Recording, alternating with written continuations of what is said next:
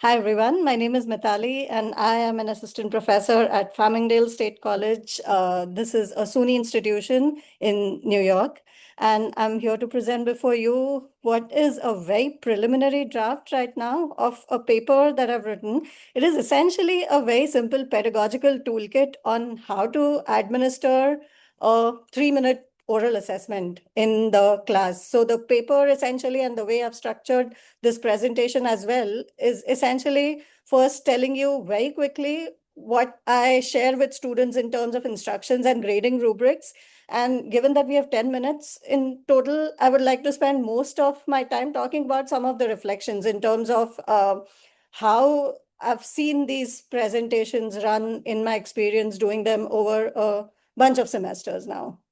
So, okay, there you go. Very quickly, first, the format. Essentially, the idea is very simple. The presentations are on the syllabus, so the students know right at the beginning of the semester that they're going to be doing them at the end.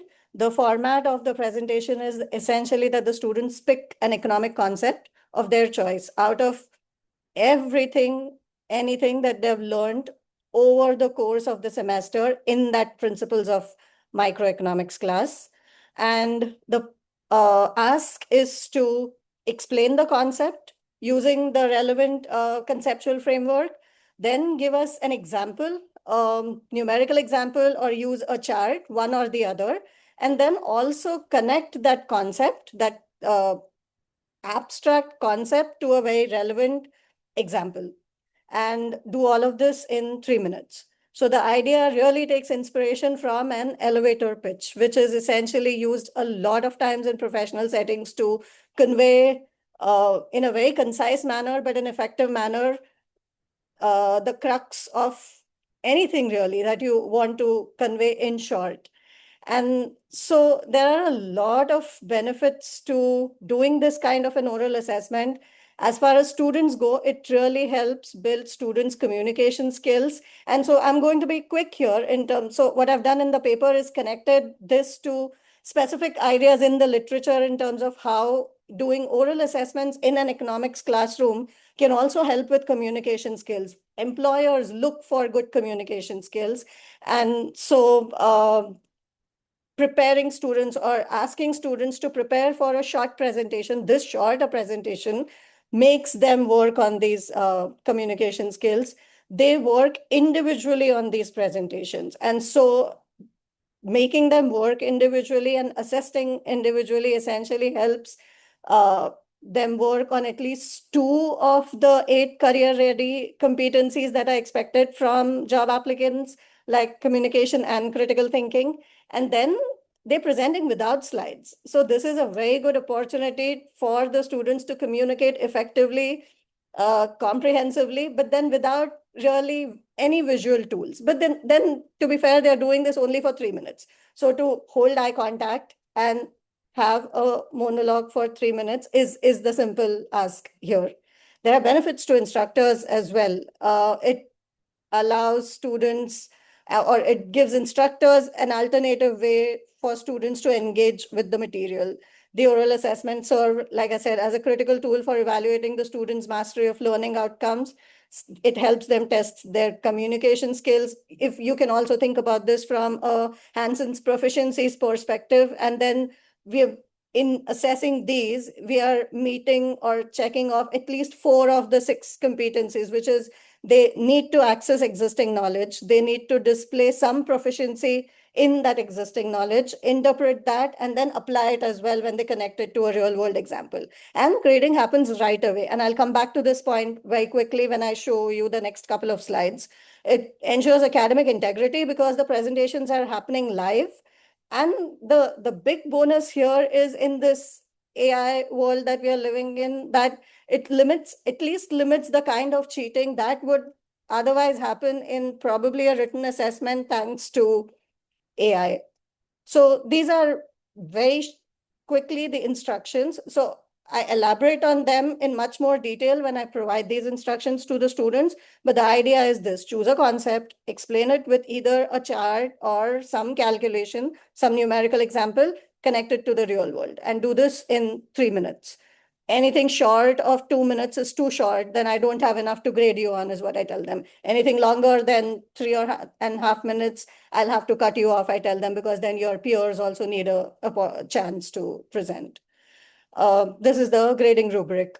I give them 3 points. So the presentation accounts for 10% of their final grade, and I simply break up that 10% into 10 points. Accuracy, they get 10 points. Accuracy of the numerical example or a chart or graph, whatever that they're showing me, for that, they get 3 points max.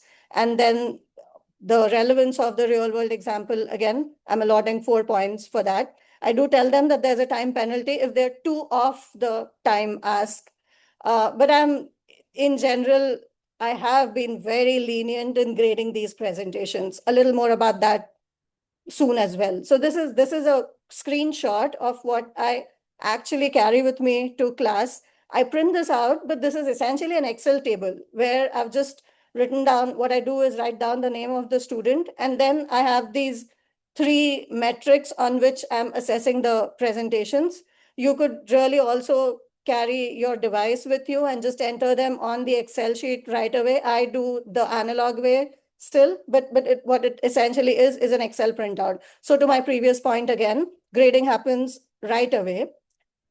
Now, here are some thoughts, some reflections really on what I've seen happen over the semesters, over the years that I've done these presentations. The first thing that I would like to put a spotlight on is that here, to make them run effectively, the instructor needs to be a facilitator. The students need a lot of guidance on a whole bunch of things. To begin with, for starters, for example, on some students are really not sure about how to even zoom in on a topic. Pick a topic, at times seems too open-ended. And so this is a constant conversation that I have with students, not just on the first day of class, but I've dispersed these presentations reminders all through the semesters, although they are going to be doing them at the end. So the reminders and the guidance includes things like helping them zoom in, where I tell them, look, you can go as broad as explain all different types of market structures,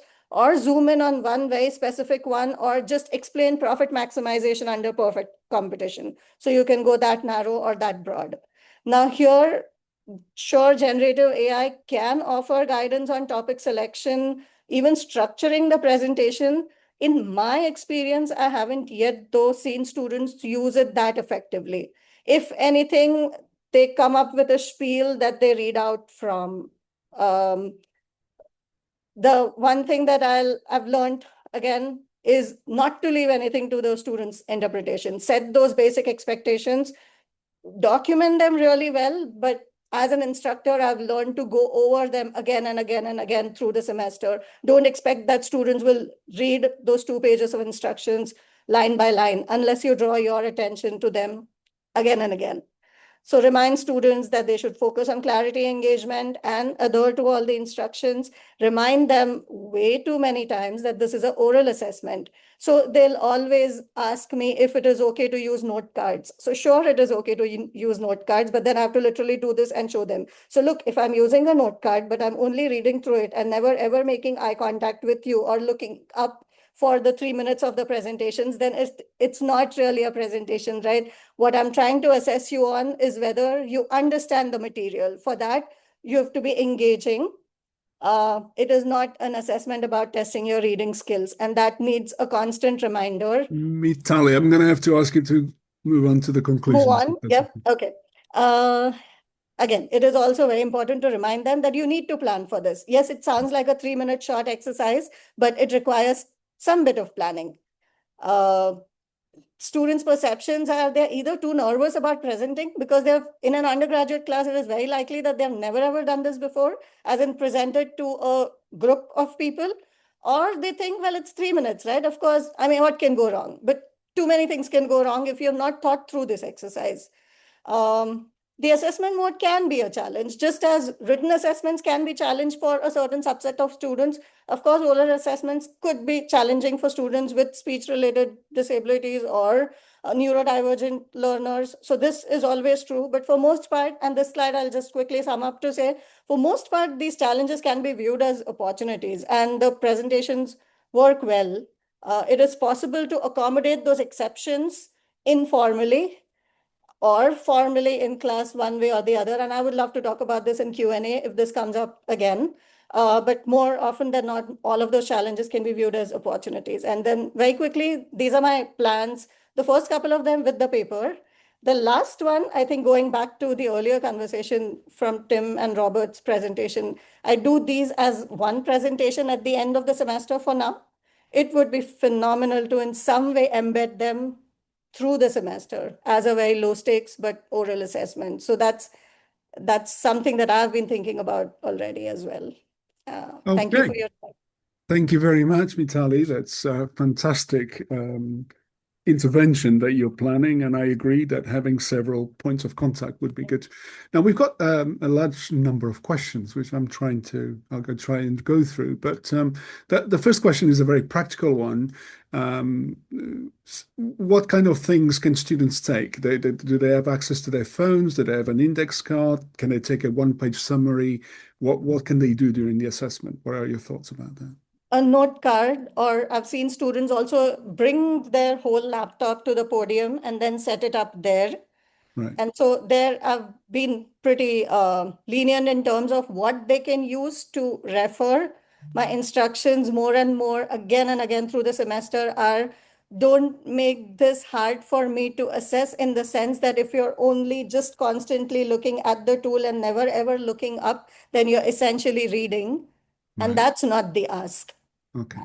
I've had to be very creative, but very firm and insistent on explaining this. Okay. And I think doing that works. Just looking at a note card and then just not looking up and showing them, look, this is how it looks. So it just tells me that you can read then, Okay. is what I've had to do. Otherwise, yeah, sure, laptops, note cards, Oh, anything that they can reference. great. We've got a question from Doug as well. I mean, just asking, is this assessment really AI proof, do you think? Uh,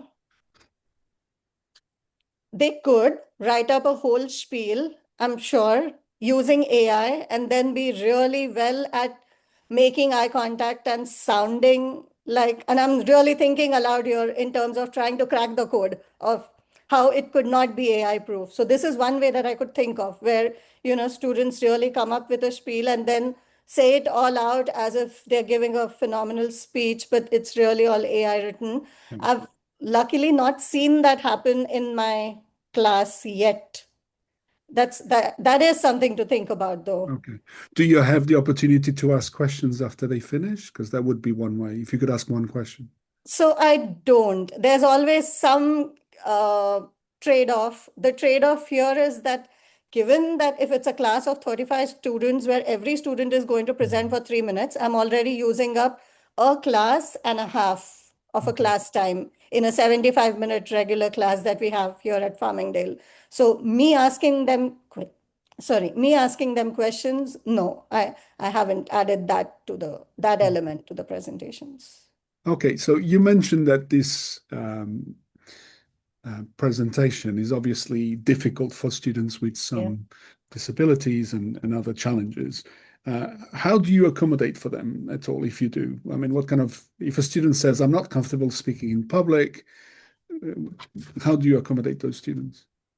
So again, I've learned this over the years, and so to tell students, there's a very fine line between insisting that, yes, I know, I hear you, you're not comfortable speaking in public, but you'll have to do it professionally at some point in your career, wherever that career takes you. And so to insist that, look, this is a very low stakes activity, and then to tell the rest of the class as well, hey, be nice, because you're also going to be here on the other side of the classroom, and the room looks very different when you walk up to the other side. So you have to be nice to each other. No, smirking, giggling is allowed when the presentations are going on. That's one. I've had a couple of instances where the students have straight away gotten disability accommodations for just not being able to present. And Right. there, the way I've accommodated that is they've then come to my office hours and presented one-on-one just to me. So then they are essentially not presenting to the entire audience, just an audience of one. But it's just still me who is assessing. And so that's how I've accommodated a disability accommodation. Okay. And students are not allowed, for example, to record that presentation and send it to you instead of being there in person. No, Okay. no. Okay. Yeah, no, short answer, no. Okay. You could also argue that this presentation will benefit students from a certain background, the native language speakers, the people who Yeah. are more extroverts and all that. So is there any equity implications from this or? So here I've leaned on leniency. And this is what I've told students that, look, you have now seen me teach over the semester. So stammering, stuttering, stumbling, mispronouncing words, you have seen me do it all, even stumble sometimes in the classroom. And so all of that is okay. This is not an exercise in dazzling the audience with your speaking skills. It is just, presenting content effectively, but then I am the one who is assessing. So none of that counts against you. Mispronouncing it, none of that counts against you as long as you can convince me you understand what you're talking about. The ask is that simple. And that student seems to be convinced with that. Do they not at all stumble, fumble? No, of course not. But Okay. it doesn't work against them in any way whatsoever. Okay. You've seen the grading rubric. And Okay. so yeah. Well, fantastic. We've got one last question, which is very quick. I guess I'm guessing the answer, but it'd be good to clarify with you. Do you allow students asking questions to other students among I themselves? do. I Oh, do, so but they they can. never do. Do they get participation grades if they do extra marks? I mean, you could. No. No, I could Okay. nudge participation that way. Okay. Yeah, but Okay. yeah. Fantastic. It's a great opportunity for students to develop those skills you mentioned, which are so important for employability. So it's fantastic, and I hope it all goes well, and we can hear more about it in the future when you collect some Thank data. you. Thank you so Thank you much. so much.